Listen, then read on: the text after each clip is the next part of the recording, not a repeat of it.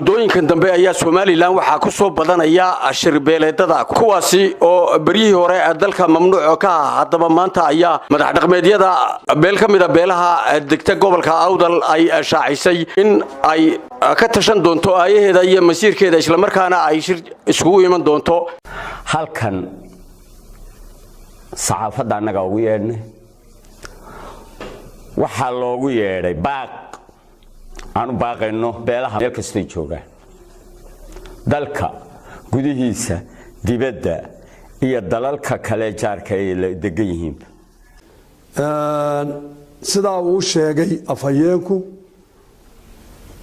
ayaan isugu yeedhnay baaqa gudiga anagoo ah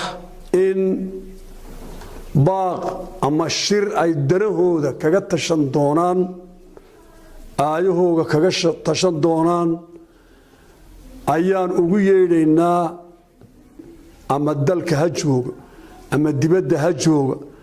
ama dawladaha andariska naayha la jooge ayaan ugu baaqaynaa aan ugu yeedhaynaa sidaa uu sheegay afhayeenku waxaana soo saari doona maalinta iyo meesha guddi farsamo oo u xulay oo soo sheegi doonta oo dib ka soo sheegi doonta maalinta ay noqonayso meesha ay noqonayso hadii ilaahay yiraahdo intaasaan ugu baaqaynaa si kastaba ha ahaatee shirkani ayaa la saadaalinayaa inuu yahay mid ka dhana xukuumadda Jamhuuriyadda Soomaaliland oo ay dabada ka riixayaan xisbiga mucaaradka ee wadani